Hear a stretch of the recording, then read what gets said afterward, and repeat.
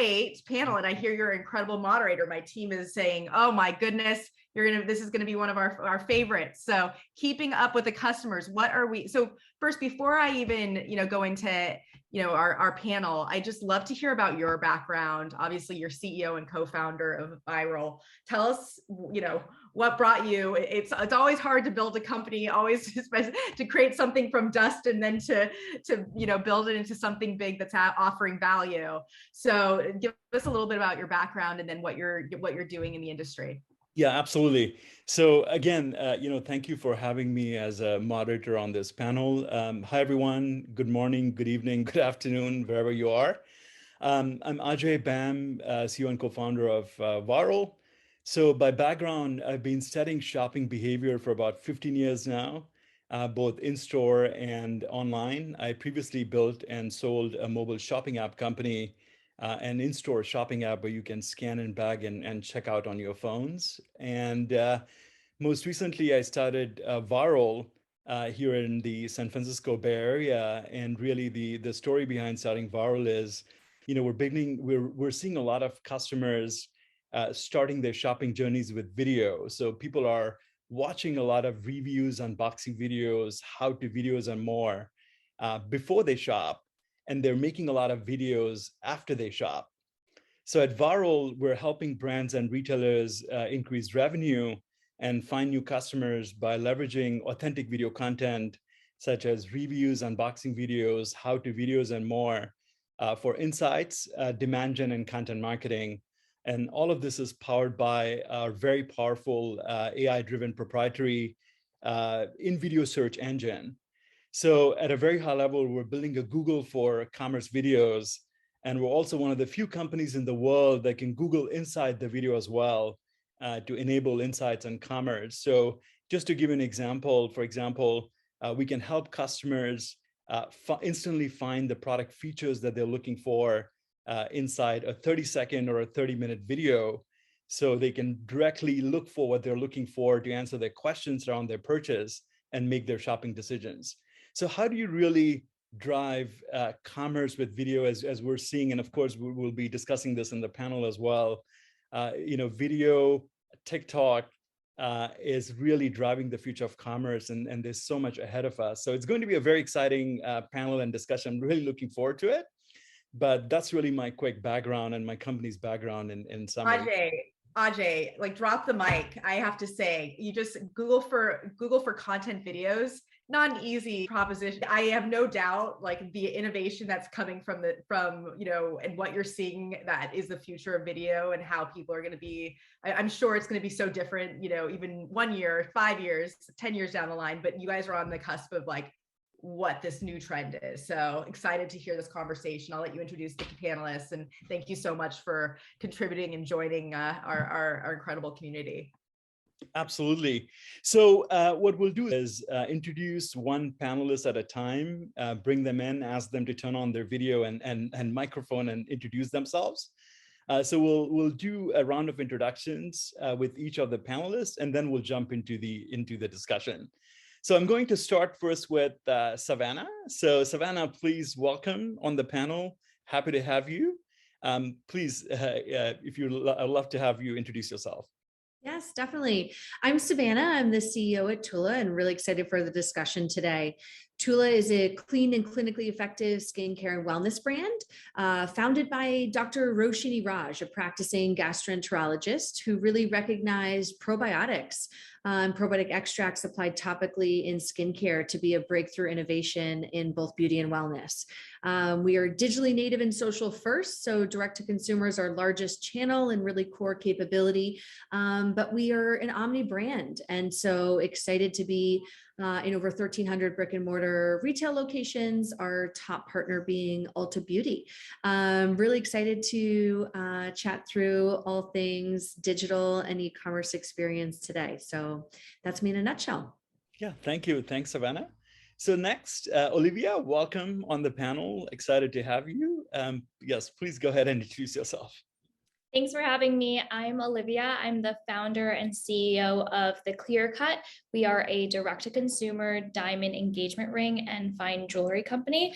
We're also digitally native and the company and brand started from my blog and Instagram account. Thank you. And next we have Maggie Dunn. Maggie, please would you join us, and welcome again on the panel. Looking forward to the discussion with you. Yes, thank you. Thank you, Founder Made, Ajay, for leading this discussion. And Savannah and Olivia, nice to meet you. Excited to connect with you both. My name is Maggie Dunn, and as an SMS marketing strategist, I currently lead all product marketing activities for Yapo's SMS marketing solution. For those of you who may be less familiar with Yapo, we partner with over 30,000 brands like Brooklinen, Princess Polly, Tula even, and provide them with top of the line solutions to make it easy to strengthen relationships with customers. So Yapo's single platform approach integrates advanced solutions for SMS marketing, reviews, loyalty and referrals, and more to increase customer engagement, promote community advocacy, and improve retention. I'm very passionate about helping brands create engaging and personalized experiences for today's shoppers. So I really can't wait to dive in. Thank you. So welcome everyone.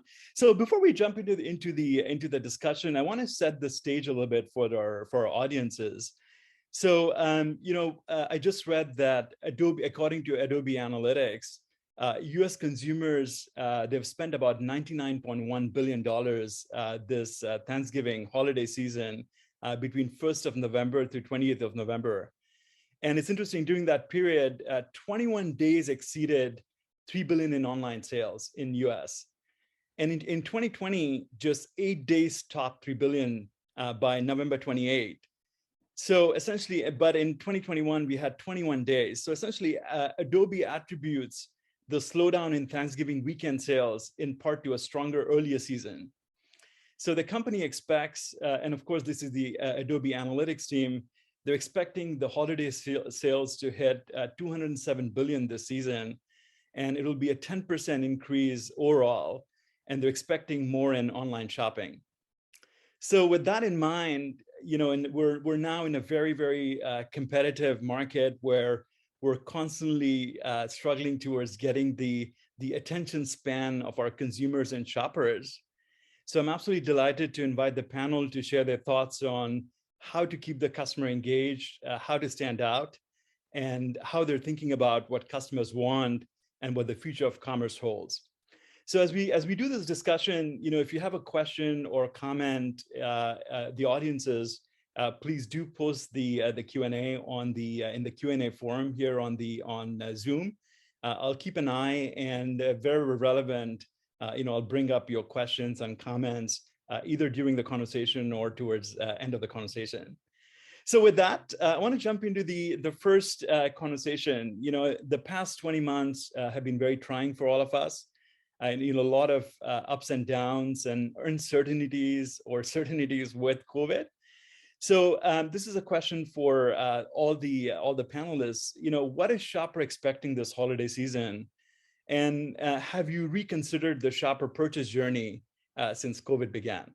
So I'll let any of you jump in and we can go around. Thank you. So I can start. For us in particular, we always started digitally. So we were really comfortable working with clients remotely even before COVID. So before a few years ago, buying a diamond engagement ring, a completely sight unseen, was almost unheard of. So what we were doing was already pretty innovative, but there was a lot of pushback for some people not wanting to make such a significant purchase online. But I think because of COVID, it's become undeniable that online shopping experiences have just skyrocketed, and we've really, it's kind of table stakes now, purchasing anything from, a pair of socks to now a diamond engagement ring completely virtually. But what we've done is, instead of the, standard normal shopping experience that we're used to having, we've been trying to integrate that, personalized attention, that expertise that you would get going to a jewelry store or talking to a gemologist, but doing it fully remotely. So even before COVID started, we wanted to create a customer experience that would be, expert driven, and they wouldn't feel like they were sacrificing anything by purchasing online. And we've seen a huge spike in sales because now people were stuck at home. They weren't really spending money traveling. A lot of people were buying jewelry, and it was all remote. And a lot of the, local jewelry stores the brick and mortar stores were shut down. So no one had anywhere to go if they wanted that, extra level of customer service. So I think that's going to continue, and we're going to see more and more people purchasing luxury goods, higher price point items completely online. And we're going to have to come up with new solutions to help cater to their needs, because it might not be the same purchasing experience to buy a shirt as it would be to buy a car online, a piece of jewelry, a house, things with more substantial value. Yeah, and I think, Olivia, to your point, I think as the value of the purchase increases, there's a little bit of hand holding, and there's a bit of a learning curve for the customer as well, right? And trust Totally. is really plays a big role. So thank you for that. So what I'm hearing is, you're educating the customer, and perhaps even connecting them with experts on your platform, and educating them is very important. Totally. And that's how we started. We started as an educational blog about how to buy a diamond, what to look out for. And when you are buying such an expensive purchase, you do want that trust that you're getting what you're paying for, that whoever you're working with is going to guide you properly. And to go back to your video content, a lot of it comes from educational videos that we do, completely free content, and then you get that trust from that customer, and they know that if they go to the Clear Cut, they're in good hands. Nice. Savannah? Yes, definitely. I think that this is a really interesting topic. I think that over the last 18 months, coming up on 2 years, which is just wild in terms of the impact of COVID on consumer behavior, I think one of the biggest takeaways for us is the importance of being an omni brand, right? I think last year, critically important to have a very strong direct to consumer channel and capability as retail shut down and consumer behavior shifted in a massive way online, right? And I think that it fundamentally accelerated the e-commerce revolution. Having said that, I think this year we've seen an incredible resurgence of retail and brick and mortar. And I think that that's in some ways specific to beauty as a category, right? It's an inherently touch and feel and in-person trial and education experience. And so we know that there's going to continue to be a critically important role for brick and mortar and offline experiences in our category. And so it's very important to us that we have that really strong relationship with Ulta, for example, and lean in on brick and mortar retail alongside our direct to consumer business. And so, I think personally, and in terms of our business, again, the last 18 months has really proven out the importance of thinking about the consumer journey and behavior in an omni way, right? You can't have one. It's really about that balance. And actually, Tula means balance in Sanskrit. And so we applied that to our ethos and approach to beauty and wellness, as well as our channel mix. I think therefore, for us, it's about how are we creating that incredible consumer journey and experience, both offline and online? And one example of that is our skin quiz. So we have a personalized skin quiz on Tula.com. We actually get over 500,000 data points every single month from that experience. You're coming to the site, you're telling us about your skin concerns and goals, and we offer you a personalized routine. So that's, attempting to replicate that in-person consultative, personalized experience that you might have with a beauty advisor in a store, and replicating that digitally. And not only does that mean that you get the right routine recommended to you, but as I mentioned, we get incredible data out of that, that we then use to not only offer a more personalized experience throughout the customer journey, but also to retarget customers, to inform our product development pipeline. For example, that's how we discovered an incredible opportunity in acne, because we were seeing such a strong need and demand through our skin quiz. And we actually also have an analog, an offline, a physical version of our skin quiz that our beauty advisors use at retail.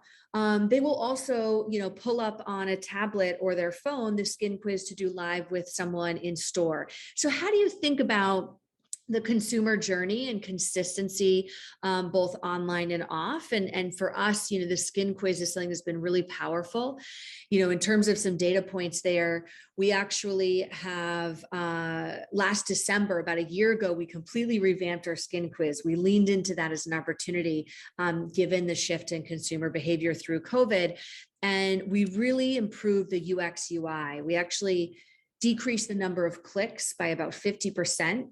We improved the degree of personalization and really focused on a complete routine recommendation. And as a result, we saw revenue per visit increase close to 30%.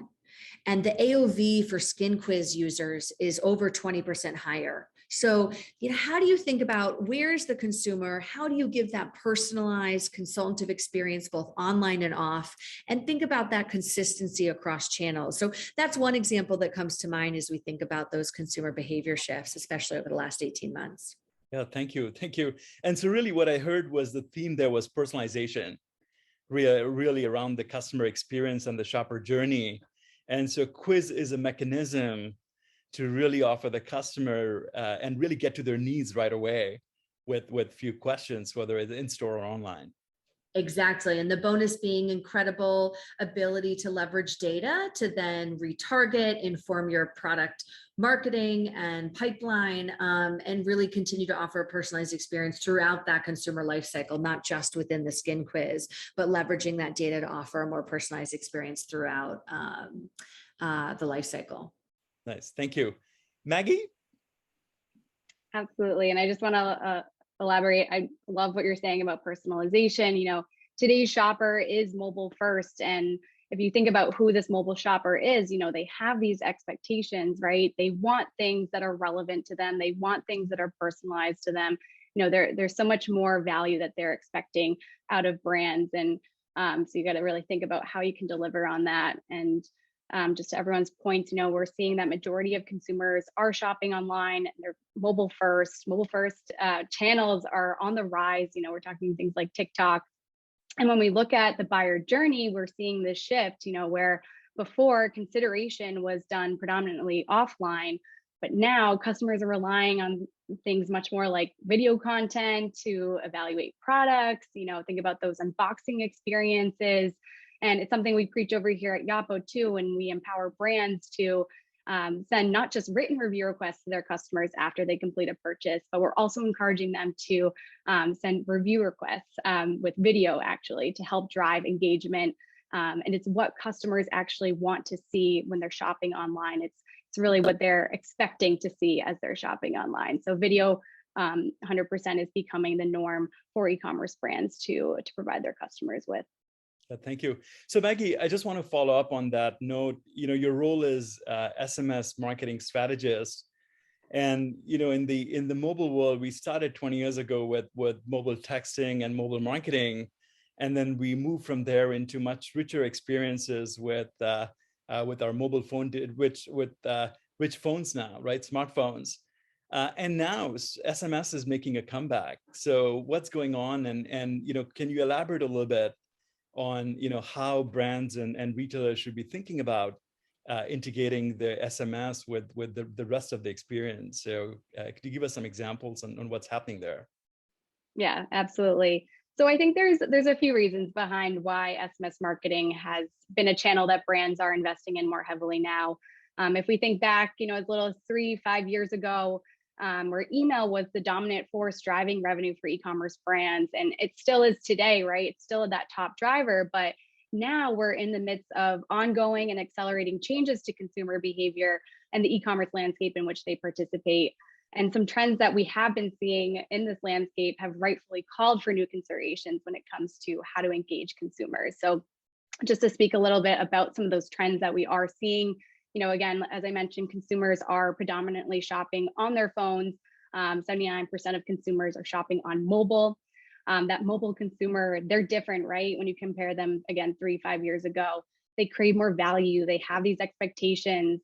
I shouldn't even be saying they, because we're all mobile consumers in some capacity, right? We want things that are relevant to us, personalized based on our interests, our behaviors, how we're shopping with brands today. the buyer journey that's crossing channels, right? No longer is there this linear path to purchase where I'm targeted once and I make a purchase, right? There's now an average of 6 different touch points before a customer actually makes a purchase, which sounds crazy, but it's the truth. And the last trend I'll just highlight here is consumer privacy is put first. So with the decline of the cookies and data accessibility, right? You know, the iOS 15 changes, this is really getting brands to really need to find new ways to collect data about their customers so that they can then engage them with those personalized experiences that we're talking about. So with all of these changes, you know, brands are turning to SMS because it's the solution that can navigate this landscape. SMS is the perfect channel to deliver engaging and personalized experiences, build one-on-one relationships, have one-on-one conversations, right? SMS is that personal channel, so you can get to know your customer, you get to know their preferences and save that data to then leverage for future segmentation and engaging them with other campaigns on your sales and your product offers and drops and all of that. And again, it's a channel that was built on first party and zero party data. So just being able to leverage that as a way to gain data about customers is what's really going to help during these times. And we know that, you're probably wondering, like, we know that mobile consumers actually prefer text messaging, right? 44% of shoppers actually say they prefer text because it's immediate and convenient. So it's really that perfect channel to deliver a brief message. Think of it as like a notification to really capture the attention of today's shoppers. Thank you. Olivia, turning to what you mentioned before, you know, you have a whole learning component on your website. You know, I love that. There's actually a whole set of videos, and depending on your profile, whether you're a couple or individual, you take the customer through different journeys of educating them on what your product and what your company does. So I'm curious, you know, why did you decide to focus on videos? Is it working, and how's the engagement been with your content and the shopping experience there? Yeah, like I mentioned earlier, our business organically started from me starting a blog at first about diamond education for my friends, family, people that I was working with to create their custom diamond engagement rings. And then very organically, we started posting some of the rings on Instagram, and it really grew from there. And I think what set us apart and why our customers really and our followers really related to us and trusted us was because of that education first component. So I think today's consumers want to be really empowered and know exactly what they're purchasing, what compromises they would need to make. Like, it's very overwhelming. And most people have never bought a diamond before. So this is their first diamond purchase. There's a lot of information, and we need to break it down, like what's important, what's not important. And I thought the best way to do this and the most organic way to do this was through video, because that's how I like to consume my content. And it was easy way to get sound bites, visuals, and people can just watch it.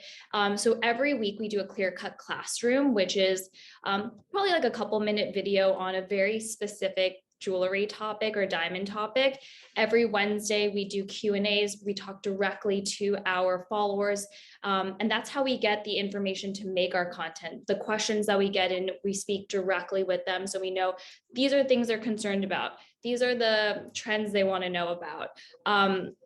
And you would think when I started the blog, I was like, I'm going to run out of things to talk about with diamonds eventually, but you don't, because there's so many new questions that come up, and you just want to, I think, and also through TikTok, it's grown so much. And I think it is this education first approach through video content that really engages your consumer, makes them trust you, you empower them with the information so that they know when they are ready to make that purchase, they have all the tools that they need. Thank you. Thanks so much. Savannah, question for you. You know, can you tell us a little bit about how Tula has enhanced the customer online shopping experience? I also understand that you do headless commerce as well. So I'm curious if you can share with us and elaborate a little bit on your customer shopping journey and behind the scenes. Yes, one of my favorite topics.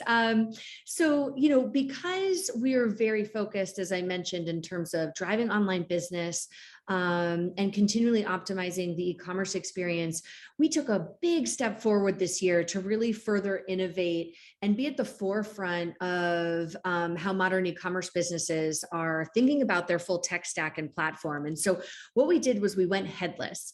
And what that means is that whereas before we were on Shopify Plus end to end for both the back end and the front end, we decided we really wanted to build our own front end experience, the head of the e-commerce platform ourselves. And so we built it end to end in-house with our incredible team of engineers, UX, UI designers, and digital product managers. And what that allows us to do is offer a much faster experience for the customer. And sometimes speed is actually one of the overlooked performance drivers and most important aspects of the customer experience, right? When you think about the consumer shopping behavior, right, you're probably in line at Starbucks on your phone and maybe looking at some Tula products, and you need it to be blazing fast because you want to check out before you get up to order your Frappuccino. And so speed is really important in terms of the consumer experience, as well as performance and conversion. Sometimes the unsung hero, right? To really make your advertising dollars work harder for you. If you're going to spend all that money bringing traffic to your site, you want it to convert. And even though we have best in class conversion, we wanted to raise the bar. And so headless was really about significantly improving page load speed. It's actually 50% faster for the first page load. And it's a progressive web app. And so it loads up front. And that means that subsequent pages are incredibly fast loading. So actually 5x, sometimes 30x faster than our previous e-commerce experience on Shopify Plus. And so we really invested in building our own front end, going headless to really significantly improve speed, which drives conversion, and obviously, therefore, incredible results from a revenue standpoint, but an amazingly fast and therefore stronger consumer experience, especially for mobile, which is about 85% of our traffic. So really excited that we took that big step forward. We launched it in September, so it's fresh out the gate, and just so proud of the team. They've done an incredible job building that out very quickly this year. Thank you. Thanks so much. So, of course, this conversation we're almost on time. This conversation is not complete without talking about TikTok and social. So are you engaging, and this is open to all of you, are you engaging on TikTok? And if so, how? And are you looking at social media platforms as primarily as product discovery platforms? So Olivia, Savannah, please jump in. I can start. Yeah, social media platforms have been the #1 way people have been finding out about the Clear Cut. Obviously, first on Instagram, but now TikTok is the new frontier, the place that everyone has to be. We basically kind of took the formula that we did with our education first content from Instagram, but made it in more of a TikTok friendly format. And that's a place and a platform that you can truly grow so quickly and just to get discovered by the content you create. And I think every brand should be on that right now. And we're getting so many new eyeballs on the brand because of TikTok. Yeah, echo that. TikTok is our fastest growing channel. We've actually gained over 400,000 followers this year. If you're not on the platform, definitely lean in there. It's still early days and a little bit of the wild, wild west. I personally spend way too much time on TikTok, so I think it's definitely something everyone should be focused on. And are you engaging more on the influencer side, or are you actually more doing ad promotions there? Really across the board. We're building our organic social and organic social presence on TikTok and following. We're partnering with influencers and content creators. We're testing into the paid side. I think those are still early days. I'm not sure the ROI is there just yet in the way that you see it on Instagram and Facebook, but we're part of a bunch of betas, and we'd rather be there early and a first mover to really figure that platform out fast. Got it. Thank you. Thank you. So, we're almost on time. So I want to quickly summarize some key takeaways that I captured on from the panel here. So the first is education. If educate your customer. And I think Olivia shared some examples on how they organize weekly direct meetings with their customers to learn what's working, what's not working, and educate them on the shopping journey of buying gemstones. So education is number one. Second is personalization. I think Savannah, you mentioned that several times, and I love how what you mentioned about speed. I think this topic is all about capturing the attention span. If you can't get the customer in the first 3 to 6 seconds, and you can't drive an awesome experience, the customer will drop off. And so personalization is very important, and delivering that experience. And you're doing that also through quizzes as well. And then Maggie, I think the takeaway that from your conversation was, don't forget SMS, integrate SMS into your marketing campaigns, and of course, mobile first. So focus on your mobile experience, make sure you get it right, and have a way of communicating with the customer, whether it's text or chat or video. And I think Maggie, you mentioned that you're actually capturing videos via text messages as well. So mobile was the sort of my third big takeaway, is think about your mobile shopping journeys and more. So before we wrap up, anything else that the panelists would love to add to my takeaways, or anything else they would like to add? And then we can wrap up. No, great recap. Very impressive.